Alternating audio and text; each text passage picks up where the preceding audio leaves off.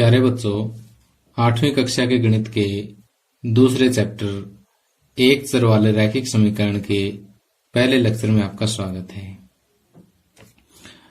आज के इस लेक्चर में मैं आपको ये बताऊंगा कि एक समीकरण क्या होता है और उनमें से एक चर वाला रैखिक समीकरण कौन सा होता है और किसी समीकरण का हल क्या होता है और किसी समीकरण का हल हम किस तरह से ज्ञात कर सकते हैं। और समीकरणों के हल को अच्छी तरह से समझने के लिए हम आपकी बुक के प्रश्नावली 2.1 से पहले जो 4 उदाहरण दिए हुए हैं उन चारों उदाहरणों को हल करेंगे ताकि हम जो आसान समीकरण है उनका हल करना सीख जाएं। प्यारे बच्चों, पिछली क्लास में हमने बीजीय व्यंजक तथा समीकरण इनके बारे में थोड़ा बहुत पढ़ लिया था। चलो एक बार मैं रिवाइज करवा देता हूं कि बीजीय व्यंजक क्या होता है। आपने कुछ इस टाइप से 5x 2x - 3 7x + 5y कुछ इस टाइप की व्यंजक आपने जरूर देखे होंगे और जरूर यूज किए होंगे। तो ये सारे क्या है, बीजीय व्यंजक हैं। और इसमें कई बार क्या होता है कि जैसे इस तरह से y + 2y² इस टाइप से भी आ जाता है या x + y + z। तो ये जो मैं यहाँ पर लिख रहा हूं ये सारे क्या है, बीजीय व्यंजक के उदाहरण हैं। ओके, अब देखिए कि यदि मान लीजिए मैं कोई एक बीजीय व्यंजक लिखता हूं जैसे 4x - 5 बराबर, मान लीजिए मैंने कुछ और लिख दिया, 6 लिख दिया, ठीक। तो अब देखिए कि जहां पर ये बराबर का निशान आ जाता है, ठीक, तो अब ये जो है बीजीय व्यंजक नहीं रहा है, अब ये क्या बन गया है, समीकरण बन गया है। तो समीकरण के लिए सबसे पहले जो जरूरी चीज है वो बीजीय व्यंजक के साथ बीच में क्या होता है, एक बराबर का निशान जरूरी होता है। अब देखिए मैं यहाँ पर आपको एक चीज और भी बता देता हूं कि यहाँ पर जैसे जो आप यहाँ देख रहे हो x है, y है, z है, जो ABC वाले जो अक्षर हैं इनको हम कहते हैं चर। चर का मतलब वो होता है कि इनका जो मान है वो बदलता रहता है। जैसे मान लीजिए कि एक प्रश्न में x का मान कुछ मान लीजिए 2 आता है, अगले प्रश्न में x का मान -3 आ सकता है, उससे अगले प्रश्न में x का मान 100 आ सकता है। मतलब x का मान बदलता रहेगा, जो चीज बदलती रहे उसको चर कहते हैं। और अब देखिए कि -5 है, 6 है। अब देखिए इनका मान हमेशा ही किसी भी क्वेश्चन में ले लीजिएगा आप, हमेशा समान रहेगा। तो ये जो है क्या कहलाते हैं, अचर कहलाते हैं। ओके, लेकिन चर के साथ अगर कोई गिनती वाली कोई संख्या आ जाती है या कोई पूर्णांक या कोई प्रमेय संख्या आ जाती है तो उसको उसका गुणांक कहते हैं। क्या कहते हैं, इस चर का गुणांक कहते हैं। ओके, तो आपको बात ध्यान आ गई होगी कि जो इस तरह से जिसका मान बदल सकता हो, यानी x y z वगैरह से हम ज्यादातर डिनोट करते हैं, इसको t से भी कई बार डिनोट कर देते हैं। तो ये जो है चीज जिसका मान बदलता रहे वो चर होता है। चर के साथ जो संख्या गुणा में होती है वो उस चर का गुणांक होता है। और जो इस तरह से अकेली संख्या हो वो अचर होता है। ओके, अब देखिए हम ये देखेंगे कि समीकरण के बारे में तो हमने देखा, और एक चर वाले रैखिक समीकरण कौन से होते हैं। अब देखिए कि जैसे मान लीजिए मैंने यहाँ पर ये लिख दिया 7x + 5y = 2। अब ये समीकरण तो है लेकिन इसमें चर देखिए, एक तो x है एक y है, तो ये 2 चर वाला समीकरण हो गया, एक चर वाला समीकरण नहीं है। एक चर वाले समीकरण के अंदर इस तरह से एक ही चर मिलेगा, आपको दूसरा चर नहीं मिलेगा, जैसे सिर्फ x में ही मिलेंगे। तो ये तो बात होगी एक चर वाले समीकरण की। अब रैखिक का मतलब क्या है, रैखिक का मतलब है कि चर की घात 1 है। अब जैसे मान लिया मैंने ये लिख दिया x² + 5 = 7, तो यहाँ चर तो 1 है लेकिन चर की घात देखिए कितनी होगी, 2 होगी। तो अब ये रैखिक नहीं रहा। तो रैखिक में क्या होता है कि रैखिक में चर की घात हमेशा ही क्या रहती है, एक रहती है। ठीक, रैखिक समीकरण में चर की घात हमेशा ही क्या रहती है, एक रहती है, याद रखना। तो अब जो आप यहाँ पर उदाहरण देख रहे हो, यहाँ पर देखिए एक चर है, इसकी घात एक है। ठीक, तो ये एक चर वाला रैखिक समीकरण है। ओके, अब यहाँ इस समीकरण में देखिए कि बराबर के निशान से लेफ्ट हैंड की तरफ, उल्टे हाथ की तरफ अगर हम देखें तो ये जो सारा जो मैंने वो यहाँ पर हाईलाइट किया है, ये सारा पोर्शन जो बराबर के निशान से इधर है, ये कहलाता है लेफ्ट हैंड साइड। क्या कहलाता है, लेफ्ट हैंड साइड, या हिंदी में बोले तो बायां पक्ष। और जो बराबर के निशान से राइट में है, सीधे हाथ की तरफ है, दाएं हाथ की तरफ है, ये कहलाता है राइट हैंड साइड। ओके, और इसको वैसे आप बराबर का चिन्ह बोलते हैं और शुद्ध हिंदी में इसको समता चिन्ह बोलते हैं।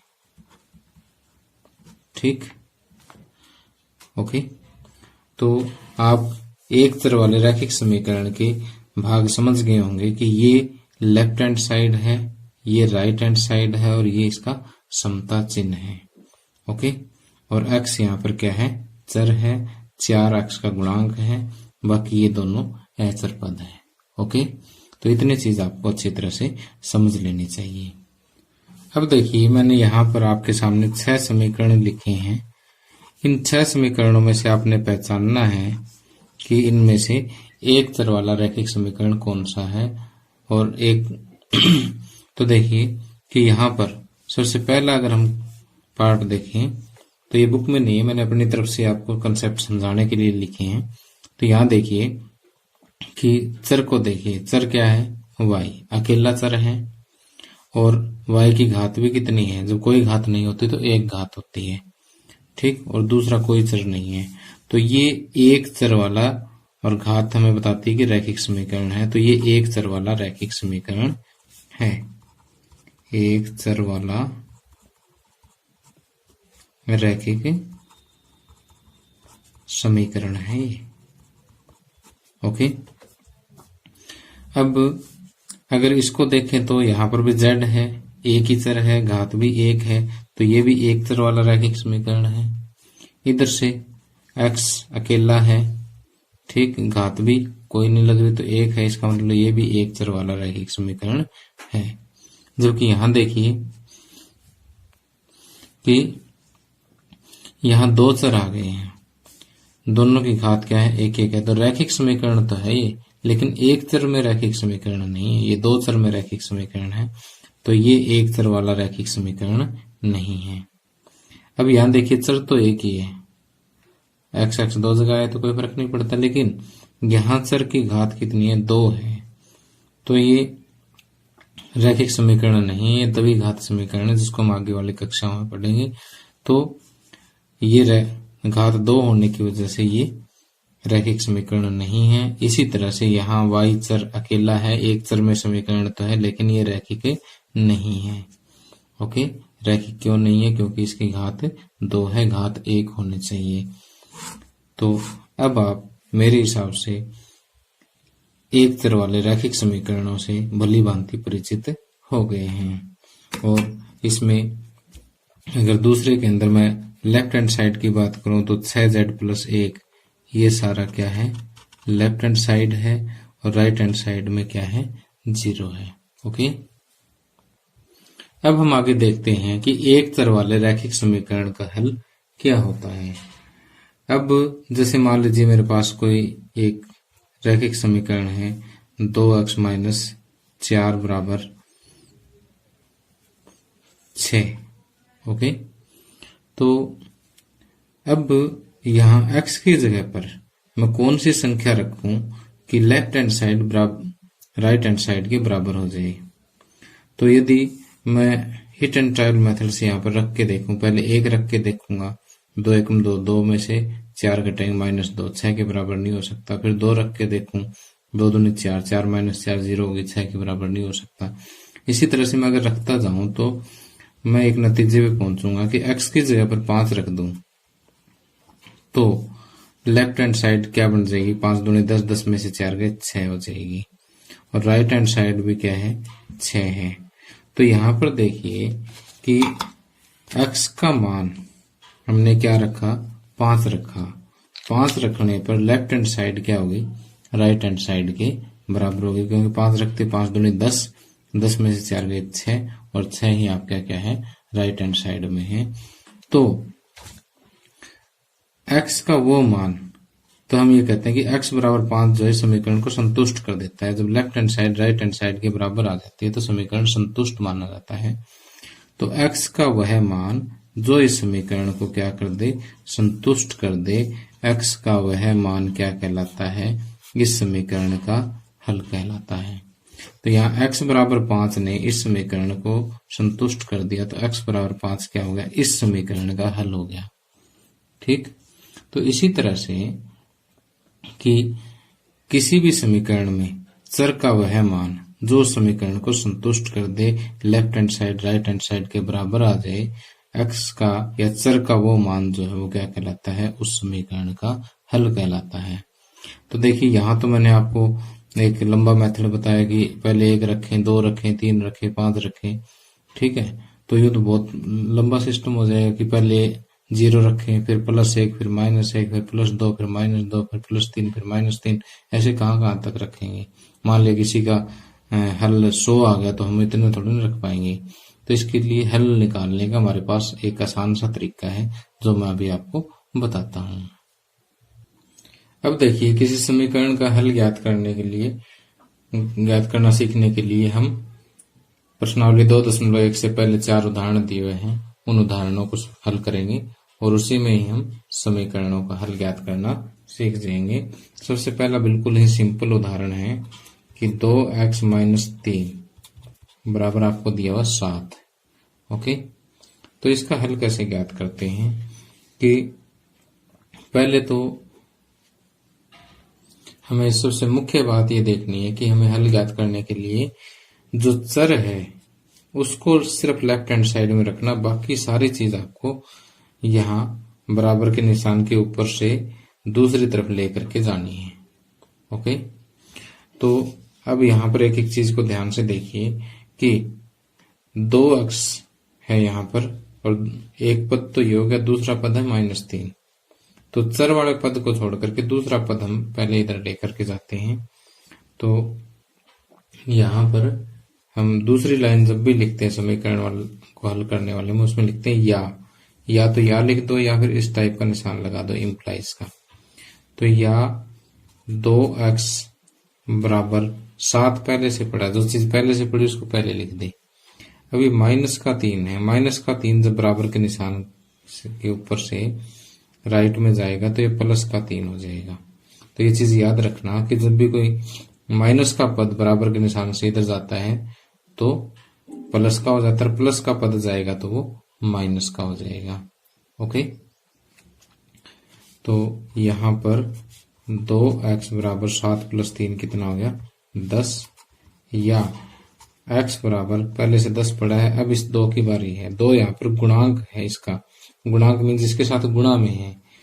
तो जैसे माइनस वाला इधर जाके प्लस में हो जाता है, प्लस वाला माइनस में हो जाता है, उसी तरह से गुणा में जो चीज है वो इधर जाकर के भाग हो जाएगी, यानी बटे में आ जाएगी, और जो इधर बटे में जो चीज है वो इधर जाकर के गुणा में हो जाएगी, यानी गुणा वाली भाग हो जाएगी, भाग वाली गुणा हो जाएगी।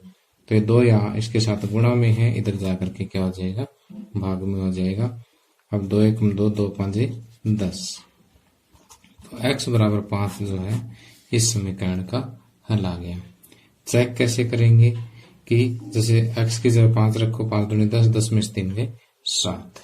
ओके, तो अब कई बच्चे पूछते हैं सर कि ये माइनस वाली चीज इधर जाकर के प्लस क्यों हो गई। ये मैं आपको समझाता हूं कि 2x - 3 सवाल पूरा हो गया, बस ये चीज आपको समझनी है। 2x - 3 बराबर 7 है, तो ये दोनों बराबर हैं आपस में, यानी एक तराजू में अगर एक तरफ एक पलड़े में ये रख दें, एक तरफ ये रख दें, तो दोनों बराबर हैं। अगर उसी तराजू के अंदर मैं 3 इधर प्लस करता हूँ, 3 इधर प्लस करता हूँ, तो भी तराजू बैलेंस ही रहेगा। ठीक, इस 3 से 3 कट जाएगा, तो 2x बराबर 7 + 3 हुआ कि नहीं हुआ। ठीक, तो वास्तव में ये होता तो ऐसे है, लेकिन ये हम छोटी क्लासेस में करते हैं। अब 8वीं क्लास में हो गए तो अब इस चीज को डायरेक्ट करना है कि -3 इधर जाकर के +3 हो गया। ठीक है, आपने ऐसे इतना लंबा स्टेप नहीं लेना होता। और गुणा वाला भाग में कैसे होता है, जैसे 2x बराबर 10 है, तो 2 से मैं इधर भाग दे दूं, 2 से इधर भाग दे दूं, इस 2 से 2 कट जाएगा। ठीक, और समझ गए बात को। तो इसलिए हम इसको कहते सीधा है कि बात तो वही होगी, जो गुणा में हो इधर भाग में चला जाता है, इसलिए इसको हम डायरेक्ट समझा देते हैं। ओके, और अब आपने डायरेक्ट ही इसको याद रखना कि जो इधर चीज माइनस में इधर जाके प्लस में होगी, प्लस वाली चीज माइनस में, और जो अंक गुणा में है वो इधर जाकर के भाग में हो जाएगा, और अगर इधर कोई भाग में है तो इधर जाकर के गुणा में हो जाएगा। ठीक, और गुणा और भाग वाली जब करनी है, जब यहाँ पर सिर्फ एक पद हो या फिर पूरे के साथ कोई चीज गुणा में हो, तो ये चीज जाएगी इधर। ओके, पहले आपने गुणांक नहीं लेके आना इधर, पहले एक पूरा का पूरा पद, जब इधर एक पद रह जाए तब आपने गुणा और भाग वाले भेजने हैं। ओके, तो सम तो आपका ये इतना ही है। ओके, और बाकी ये सारी चीज आपके समझने के लिए थी। अब आगे दूसरा उदाहरण देखिए। यहां पर आपको दिया हुआ है कि 2y + 9 = 4। इसका आपने क्या करना है, हल करना है, यानी y का मान ज्ञात करना है।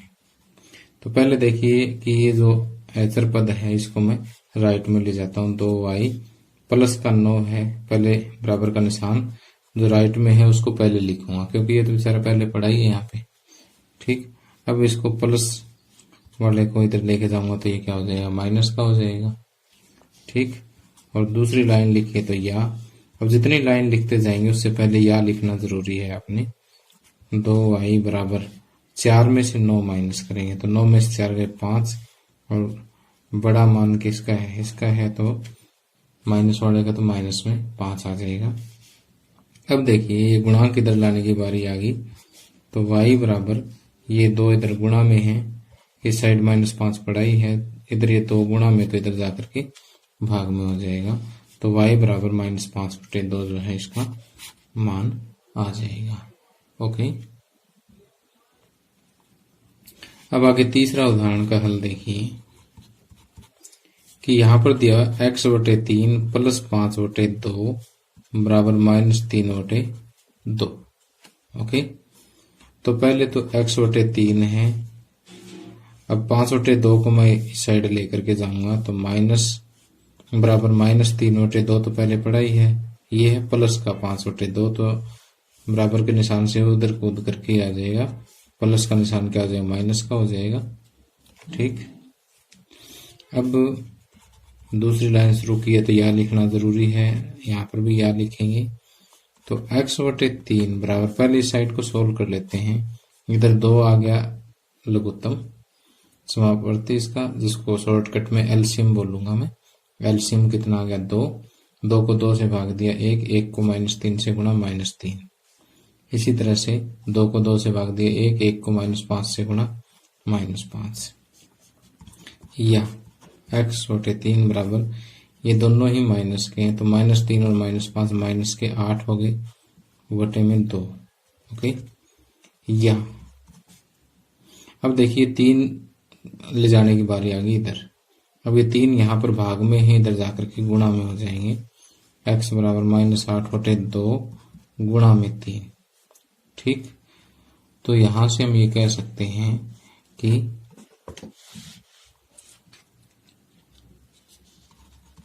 x बराबर 8×3 = 24 और -24/2, 2 से कट जाए 2, 12×2 = 24, तो x बराबर -12 जो है इसका उत्तर आ गया।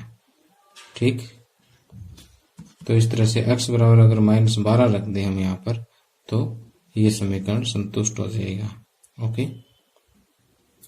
अब आगे उदाहरण नंबर 4 देखिएगा कि यहाँ पर आपको दिया होगा 15/4 -7x बराबर 9।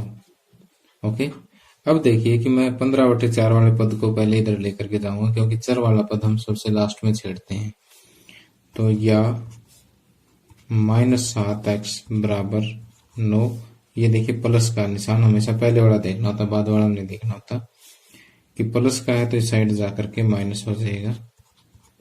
ओके, या -7x, पहले इसको हल कर लेते हैं। इस साइड एलसीएम कितना आएगा 4, लघुत्तम समावर्त 4 है, इसके बटे में कुछ नहीं 1 दे लेते हैं। 4 को 1 से भाग दिया 4, 4 में 36, माइनस 4 को 4 से भाग दिया 1, 1 15 15। ठीक, या -7x बराबर 36 में से 15 माइनस करेंगे, 6 में से 5 गए 1, 3 में से 1 है 2, 21/4। या x, ये सिर्फ 7 हम इधर लेकर के जाते हैं, तो -x बराबर 21/4, और 7 इधर गुणा में है तो इधर भाग में चले जाएंगे। भाग में यहाँ जगह नहीं थी तो इसलिए मैंने 1/7 कर दिया, ऐसे भी कर सकते हैं। अब इसको हल करेंगे, 7 × 7 7 21, या -x बराबर 3/4 आ गया। या हम लिख सकते हैं कि x बराबर, ये माइनस का निशान हम इधर भी लेके जा सकते हैं कि दोनों तरफ माइनस से गुणा करेंगे तो माइनस माइनस प्लस, और ये माइनस का हो जाएगा, तो -3/4। ओके, तो इस तरह से x बराबर -3/4 जो है इस समीकरण का हल आ जाएगा। और यदि आप एग्जाम में चेक करना चाहते हो कि हमारा सम ठीक है कि नहीं है, तो आप 15/4 -7 और x की जगह पर -3/4 पुट करके देख लो लेफ्ट हैंड साइड में। 15/4 और ये माइनस और माइनस की गुणा प्लस 7 21/4, इन दोनों का एलसीएम आ गया 4, और ये 15 + 21, 5 और 1 6, 2 और 1 3/4, 4 एकम 4, 4 में 36, कितना आ गया 9, और राइट हैंड साइड में भी क्या है 9 है। तो लेफ्ट हैंड साइड क्या होगी, राइट हैंड साइड के बराबर होगी। तो इस तरह से आप अपना उत्तर भी चेक कर सकते हैं। तो प्यारे बच्चों, इसी के साथ ही लेक्चर समाप्त होता है।